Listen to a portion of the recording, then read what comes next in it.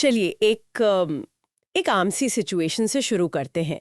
सोचिए आप किसी वर्कशॉप में हैं और ऊपर एक शेल्फ पर एक भारी भरकम टूल बॉक्स रखा है और वो मतलब किनारे पे बिल्कुल खतरनाक ढंग से अटका हुआ है। अब 3 सीन की कल्पना कीजिए। पहला, वो टूल बॉक्स गिरता है और किसी के पैर पर लग जाता है।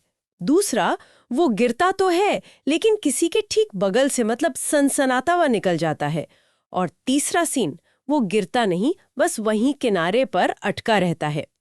ये तीनों स्थितियां एक जैसी नहीं है ना? आज हम सेफ्टी से जुड़े कुछ ऐसे ही शब्दों की तह तक जाएंगे जिन्हें हम रोज सुनते तो हैं, पर शायद पूरी तरह समझते नहीं। आज की हमारी ये जो बातचीत है, ये एक विजुअल गाइड पर आधारित है, जो काम की जगहों पर इस्तेमाल होने वाले सुरक्षा से जुड़े शब्दों के बारे में है। और हमारा मकसद सिर्फ परिभाषाएं रटना नहीं है, बल्कि उन शब्दों के बीच के फर्क को समझना है जिन्हें हम अक्सर एक दूसरे की जगह इस्तेमाल कर लेते हैं, जैसे एक्सीडेंट और इंसिडेंट। और ये सिर्फ शब्दों का खेल नहीं है। इन शब्दों को गलत समझने की एक असली कीमत होती है। सोचिए, अगर कोई कंपनी हर छोटी मोटी घटना को एक्सीडेंट बताकर रिपोर्ट करने लगे तो उनके सेफ्टी रिकॉर्ड का क्या होगा? ओ हाँ, बीमा का प्रीमियम आसमान छूने लगेगा। कर्मचारियों में एक डर का माहौल बन जाएगा। और अगर वो हर बाल बचने वाली घटना को नजरअंदाज करने लगे तो वो एक बड़ी तबाही को दावत दे रहे हैं। बिल्कुल। तो आज की बातचीत का असली मकसद सिर्फ शब्दों को समझना नहीं है, बल्कि उस सोच को समझना है जो एक सुरक्षित माहौल बनाती है। मतलब हादसों पर सिर्फ रिएक्ट करने के बजाय खतरों को पहले से मैनेज करना। ठीक है, तो चलिए उस टूल बॉक्स वाले उदाहरण पर ही टिके रहते हैं। शेल्फ के किनारे पर वो जो खतरनाक तरीके से अटका हुआ टूल बॉक्स है, उस स्थिति को हम क्या कहेंगे? अभी तक कुछ हुआ नहीं है, पर देखकर ही दिल में घबराहट सी होती है। आपने बिल्कुल सही जगह से शुरू किया है। वो स्थिति ही पहली और सबसे जरूरी कड़ी है। उसे कहते हैं हैजर्ड। हाँ, मतलब खतरा। इस गाइड में इसे संभावित नुकसान का स्रोत कहा गया है। हैजर्ड एक सोए हुए शेर की तरह है। जब तक वो सो रहा है तब तक कोई घटना नहीं हुई, लेकिन उसमें नुकसान पहुंचाने की पूरी क्षमता है। वो टूल बॉक्स, बिजली का खुला तार या फर्श पर फैला तेल, ये सब हैजर्ड हैं। ये बस वहां मौजूद हैं, एक निष्क्रिय खतरे की तरह। एक सोए हुए शेर की तरह, ये बढ़िया है। तो हैजर्ड सिर्फ एक चीज है, एक स्थिति है। हाँ, लेकिन वो शेर कितना डरावना है, ये इस बात पर निर्भर करता है कि हम उसके कितने पास हैं, है ना? मतलब अगर वो टूल बॉक्स एक ऐसे स्टोर रूम में रखा है जहां ताला लगा रहता है और साल में एक बार कोई जाता है, तो बात अलग है। पर अगर वो एक ऐसी शेल्फ पर है जिसके नीचे से दिन में 50 लोग गुजरते हैं, बिल्कुल। तो वो सोया हुआ शेर ज्यादा खतरनाक लगता है। बिल्कुल सही। और जैसे ही आपने ये सवाल पूछा, आप हैजर्ड से अगले पड़ाव पर आ गए, जिसे कहते हैं रिस्क, यानी जोखिम। रिस्क इस बात का आकलन है कि उस सोए हुए शेर के जागने और हमला करने की कितनी संभावना है, और अगर उसने हमला किया तो नुकसान कितना बड़ा होगा। गाइड में इसका एक फॉर्मूला भी दिया है। रिस्क इक्वल्स टू संभावना, लाइकलीहुड, इनटू गंभीरता, सिविरिटी। ये फॉर्मूला थोड़ा किताबी लगता है, क्या हम इसे आसान बना सकते हैं? जरूर। ये असल में कोई गणित का सवाल नहीं है, ये प्राथमिकता तय करने का एक तरीका है। हम रोज अपनी जिंदगी में ये करते हैं। अच्छा, कैसे? मान लीजिए आपके घर में गैस लीक हो रही है, जो कि एक उच्च गंभीरता वाला मामला है। और मान लीजिए दरवाजे का हैंडल भी टूटा हुआ है। ठीक है। हैंडल आपको रोज परेशान कर रहा है, लेकिन आप पहले किसे ठीक करवाएंगे? जाहिर है गैस लीक को। क्यों? क्योंकि वहां नुकसान होने की संभावना और नुकसान की गंभीरता दोनों बहुत ज्यादा है। यही रिस्क मैनेजमेंट है।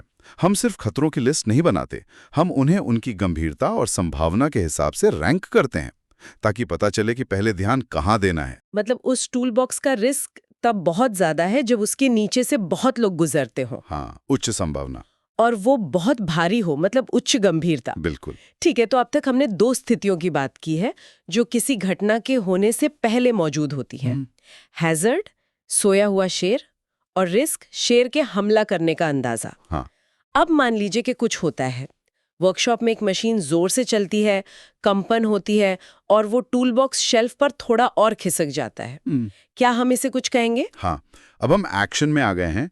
इस अनियोजित घटना को, यानी टूल बॉक्स के खिसकने को, हम एक इंसिडेंट कहेंगे। इंसिडेंट एक बहुत व्यापक, मतलब एक छाते जैसा शब्द है।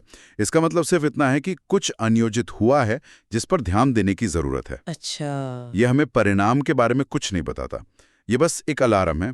गैस का लीक होना एक इंसिडेंट है, मशीन का खराब होना एक इंसिडेंट है, टूल बॉक्स का खिसकना भी है। एक इंसिडेंट है? हाँ।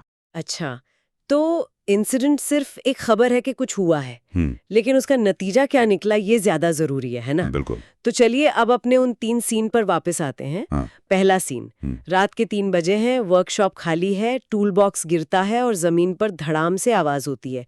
कोई चोट नहीं, कोई नुकसान नहीं। इसे क्या कहेंगे? इसे कहेंगे नियर मिस नियर मिस या बाल बाल बचना। बाल बाल बचना। ये बाइट इसे क्लोज कॉल भी कहती है। ये वो स्थिति है जहां नुकसान होते होते रह गया, और ये किसी भी सेफ्टी प्रोग्राम का सबसे जरूरी हिस्सा है। सबसे जरूरी क्यों? क्योंकि नियर मिस एक मुफ्त का सबक है। आपको बिना कोई कीमत चुकाए सिस्टम की एक बहुत बड़ी खामी का पता चल गया कि आपकी शेल्फ कंपन से सुरक्षित नहीं है। एग्जैक्टली। लेकिन यहाँ एक इंसानी पहलू भी है। अगर मैं वो कर्मचारी हूँ जो सुबह सबसे पहले वर्कशॉप में आती है और उस गिरे हुए टूल बॉक्स को देखती है, तो मेरे मन में क्या आएगा? शायद यही कि इसे चुपचाप उठाकर वापस रख दूं। अगर मैंने रिपोर्ट किया तो शायद मुझ पर ही इल्जाम आ जाए कि मैंने इसे ठीक से क्यों नहीं रखा था। चुप रहना ज्यादा आसान है। कंपनियां इस डर से कैसे निपटती हैं? आपने एक बहुत ही नाजुक और जरूरी सवाल उठाया है। यही सेफ्टी कल्चर यानी सुरक्षा संस्कृति की असली परीक्षा है। एक बुरी कंपनी में नियर मिस रिपोर्ट करने वाले को सजा मिलती है या उस पर शक किया जाता है। लेकिन जो सबसे अच्छी कंपनियां होती हैं वो नियर मिस रिपोर्ट करने वाले को इनाम देती हैं, उसकी तारीफ करती हैं। वो इसे एक तोहफे की तरह देखती हैं, क्योंकि उस एक इंसान ने उन्हें भविष्य की एक बड़ी आपदा से बचा लिया है। मुझे याद है एक बार मैं एक प्लांट में था जहां एक कर्मचारी ने बताया कि कैसे एक पाइप से हर रोज बस 1 बूंद एसिड टपकता था। 1 बूंद? बस 1 बूंद। किसी ने ध्यान नहीं दिया, वो एक नियर मिस था जिसे रोज नजरअंदाज किया जा रहा था। एक दिन वो पाइप फट गया। ओहो। ये दिखाता है कि छोटे छोटे नियर मिस कैसे बड़ी दुर्घटनाओं की चेतावनी देते हैं। मतलब नियर मिस कोई नाकामी नहीं बल्कि एक चेतावनी है, एक डेटा पॉइंट है। बिल्कुल। ठीक है, अब दूसरा सीन लेते हैं। एक कर्मचारी शेल्फ के नीचे से गुजर रहा है, टूल बॉक्स गिरता है और उसके पैर से बस 1 फुट दूर जाकर गिरता है। वो उछलकर पीछे हटता है, दिल जोरों से धड़क रहा है, पर उसे चोट नहीं लगी। ये भी नियर मिस ही हुआ। हाँ, ये भी एक नियर मिस है, लेकिन इसका असर ज्यादा गहरा होता है क्योंकि खतरा बहुत करीब से महसूस हुआ। सही बात है। ये उस पहले वाले नियर मिस से भी ज्यादा मजबूत चेतावनी है कि रिस्क अब सिर्फ कागज पर नहीं बल्कि हकीकत बनने के बहुत करीब है। और अब वो तीसरा सबसे खराब सीन, टूल बॉक्स गिरता है और किसी के पैर पर लग जाता है। अब हम उस शब्द पर आते हैं जैसे हम सब जानते हैं, एक्सीडेंट। एक्सीडेंट। हाँ, दुर्घटना। जैसे ही किसी को चोट लगती है या कोई संपत्ति का नुकसान होता है, वो इंसिडेंट एक एक्सीडेंट बन जाता है। अच्छा। नियर मिस और एक्सीडेंट में सिर्फ एक ही चीज का फर्क है, परिणाम। एक में नुकसान नहीं हुआ, दूसरे में हो गया। तो एक्सीडेंट एक तरह से प्रतिक्रियात्मक शब्द हुआ। बिल्कुल। जब हम एक्सीडेंट रिपोर्ट भरते हैं तो हम उस चीज का विश्लेषण कर रहे होते हैं जो पहले ही गलत हो चुकी है। और उस पैर में कितनी चोट लगी, सिर्फ मोच आई या हड्डी टूट गई, ये क्या तय करेगा? ये तय करेगा हमारे आखिरी शब्द को, सिवियरिटी यानी गंभीरता। हाँ, गंभीरता। याद है हमने रिस्क का आकलन करते वक्त इसका अंदाजा लगाया था। हाँ, फॉर्मूला में था। हाँ, अब एक्सीडेंट होने के बाद ये एक हकीकत है। चोट की गंभीरता ही तय करती है कि मेडिकल मदद कितनी चाहिए, काम से कितने दिन की छुट्टी होगी और जांच कितनी गहराई से होगी। तो की लिस्ट नहीं है, ये तो एक संभावित आपदा के जीवन चक्र जैसा है। एक कहानी है जो हैजर्ड से शुरू होती है और एक्सीडेंट पर खत्म हो सकती है। बिल्कुल। चलिए इस टूल बॉक्स की कहानी को शुरू से आखिर तक इन शब्दों से जोड़ते हैं। नंबर 1, शेल्फ पर रखा अस्थिर टूल बॉक्स अपने आप में एक हैजर्ड है। वो सोया हुआ शेर। हाँ। नंबर 2, उसके नीचे से कितने लोग गुजरते हैं और वो कितना भारी है, ये उसका रिस्क तय करता है। ठीक है। 3, मशीन की कंपन से उसका अपनी जगह से खिसकना एक इंसिडेंट है। 4, अगर वो तब गिरता है जब कोई आसपास ना हो या किसी के बगल से गुजर जाए तो वो एक नियर मिस है, बाल बाल बचना। 5, और अगर वो किसी के ऊपर गिर जाए तो वो एक एक्सीडेंट है। बिल्कुल।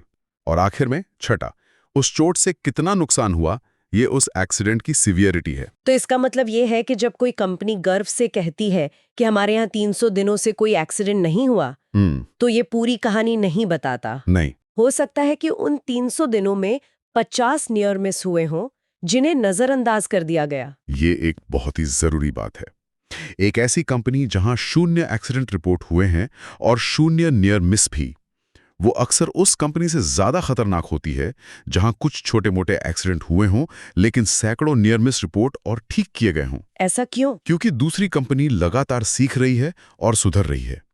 पहली वाली वो सिर्फ किस्मत के भरोसे चल रही है। और किस्मत कभी भी साथ छोड़ सकती है। बिल्कुल। तो कुल मिलाकर ये सिर्फ सही शब्दों के इस्तेमाल के बारे में नहीं है, ये अपनी सोच को बदलने के बारे में है। हमें एक्सीडेंट होने का इंतजार नहीं करना है, हमें हैजर्ड और रिस्क की दुनिया में ही रहना है और उन्हें मैनेज करना है। आपने पूरी चर्चा का सार बता दिया। एक अच्छी सुरक्षा संस्कृति का लक्ष्य ही यही है कि वो एक्सीडेंट की नौबत ही ना आने दे। वो हर नियर मिस को एक अफसर की तरह देखती है। एक मुफ्त का सबक। हाँ, एक मुफ्त का सबक। और हर हिजर्ड को गंभीरता से लेती है, क्योंकि वो जानते हैं कि हर नजरअंदाज किया गया खतरा भविष्य की दुर्घटना का बीज है। सोचने के लिए एक और बात, ये जो पूरा ढांचा हमने समझा, ये शारीरिक सुरक्षा पर केंद्रित है, लेकिन क्या यही अवधारणाएं हैजार्ड, रिस्क, नियर मिस हमारी जिंदगी के दूसरे मतलब गैर शारीरिक पहलुओं पर भी लागू हो सकती हैं? बिल्कुल हो सकती हैं। असल में ये ढांचा हर उस जगह काम करता है जहां किसी भी तरह का जोखिम प्रबंधन शामिल हो। चलिए साइबर सुरक्षा का उदाहरण लेते हैं। अच्छा, एक कमजोर, आसानी से अंदाजा लगाया जा सकने वाला पासवर्ड क्या है? वो एक हैजर्ड है। सही। रिस्क इस बात का है कि कोई हैकर उसे क्रैक कर सकता है। अगर आपको एक अलर्ट आता है कि किसी अनजान जगह से आपके अकाउंट में लॉगिन करने की कोशिश हुई जो नाकाम रही, तो वो क्या है? वो एक नियर मिस है। बिल्कुल। और अगर आपका अकाउंट हैक हो जाता है और डेटा चोरी हो जाता है, तो वो आपका एक्सीडेंट है। और कितना डेटा चोरी हुआ, ये उसकी सीवियरिटी है। ओहो। और इसे कार्यस्थल पर मानसिक स्वास्थ्य से भी जोड़ सकते हैं। एक ऐसा वर्क कल्चर जहां हमेशा डेडलाइन का दबाव और टॉक्सिक माहौल हो, वो एक हैजर्ड है। सही। इससे कर्मचारियों के बर्नआउट होने का रिस्क बढ़ जाता है। अगर कोई कर्मचारी तनाव के कारण एक दिन की मेंटल हेल्थ लीव लेता है, तो उसे एक नियर मिस की तरह देखा जा सकता है। एक चेतावनी। हाँ, एक चेतावनी कि सिस्टम में कुछ गड़बड़ है। और अगर कोई कर्मचारी पूरी तरह बर्नआउट हो जाता है और इसे लंबी छुट्टी पर जाना पड़ता है, तो वो एक एक्सीडेंट है। ये तो सोचने का एक बिल्कुल नया नजरिया है। हाँ, क्योंकि मूल सिद्धांत वही है।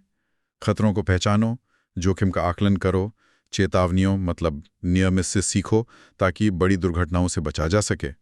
चाहे वो एक गिरता हुआ टूल बॉक्स हो, एक कमजोर पासवर्ड हो या एक तनावपूर्ण माहौल। ये ढांचा हमें प्रतिक्रिया देने से रोककर पहले से सोचने और तैयारी करने के लिए प्रेरित करता है।